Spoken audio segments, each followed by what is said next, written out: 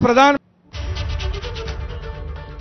तर राज्याचे माजी मुख्यमंत्री आणि भाजपचे राज्यसभेचे खासदार अशोक चव्हाण मतदान केंद्रावरती पोहोचलेले आहेत। नांदेडमधल्या आंबेडकर नगर इथल्या जिल्हा परिषदेच्या शाळेत मतदान केंद्रावरती ते सहपरिवार मतदानाचा हक्क बजावतील।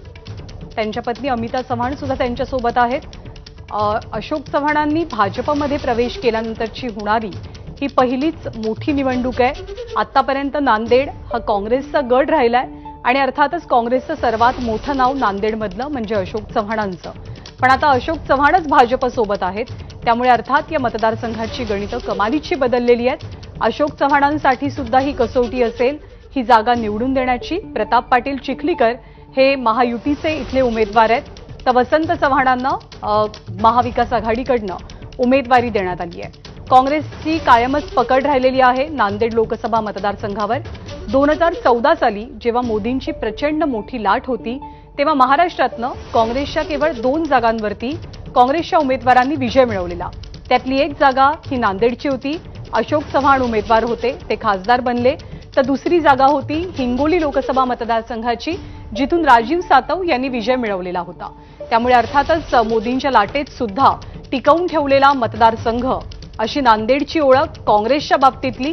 पण त्याच काँग्रेसचं राज्यातलं वरिष्ठ नेतृत्व हे भाजपत गेलेलं आहे। राज्यसभेचे ते खासदार बनलेत आणि त्याच अशोक चव्हाणांच्या भाजप प्रवेशानंतर नांदेडमध्ये अर्थातच महाविकास आघाडीची आणि काँग्रेसची सुद्धा कसोटी लागल्याचं चित्र पाहायला मिळतंय।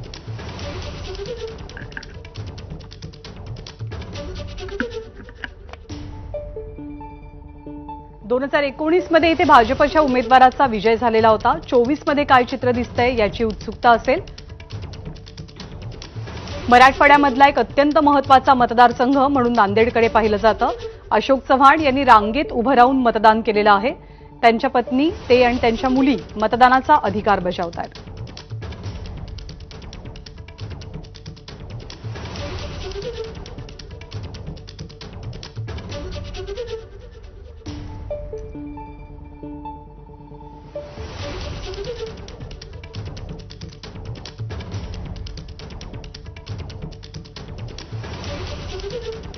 आज राज्यामध्ये दुसऱ्या टप्प्याचं मतदान संपन्न होत आहे आणि भाजपचे राज्यसभेचे खासदार अशोक चव्हाण हे मतदान करण्यासाठी पोहोचलेले आहेत। नांदेडमध्ये यावेळेला अर्थातच अनेक आव्हानांना भाजपला सुद्धा आणि काँग्रेसला सुद्धा सामोरं जावं लागणार आहे।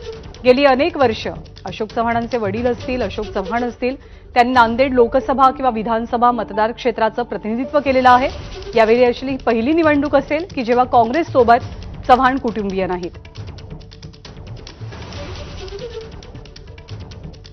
भाजपच्या प्रताप पाटील चिखलीकरांचा विजय अशोक चव्हाणांच्या भाजपमध्ये येण्यानं सुकर होतो का याची उत्सुकता असेल। चव्हाण पती पत्नी आपला मतदानाचा हक्क बजावतात। अगदी पहिल्यापासूनच नांदेड लोकसभा मतदारसंघ हा काँग्रेसचा बालेकिल्ला मानला जातो, पण भाजपनं गेल्या काही वर्षांपासून या मतदारसंघावरती आपली पकड मजबूत केलेली आहे। यावेळेला तर अशोक चव्हाण सुद्धा भाजपसोबत आहेत, महायुती सोबत आहेत।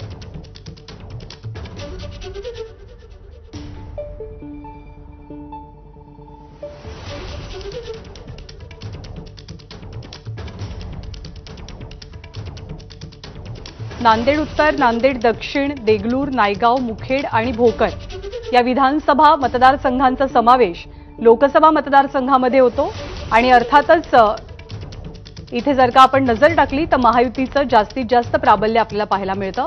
अशोक चव्हाणांनी आपला मतदानाचा अधिकार बजावलेला आहे।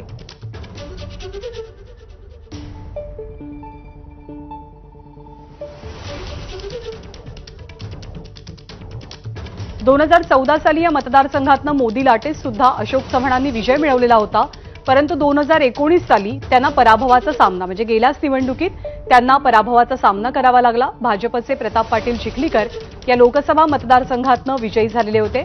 जेव्हा अशोक चव्हाणांनी भाजपमध्ये प्रवेश केला तेव्हा अर्थातच या मतदारसंघातनं उमेदवारी जाहीर झाली नव्हती, तेव्हा दाट शक्यता अशी वर्तवली जात होती की अशोक चव्हाणांच्या घरातनं कुणाला तरी लोकसभेची संधी दिली जाईल, परंतु पक्षानं पुन्हा एकदा प्रताप पाटील चिखलीकर यांच्यावरतीच विश्वास दर्शवला, त्यांना संधी दिली आणि अर्थातच अशोक चव्हाण हे त्यांच्या पाठीशी उभे राहिले।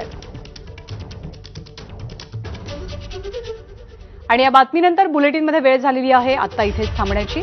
पुढचे अपडेट्स अजिंक्य सोबत पाहत रहा एबीपी माझा।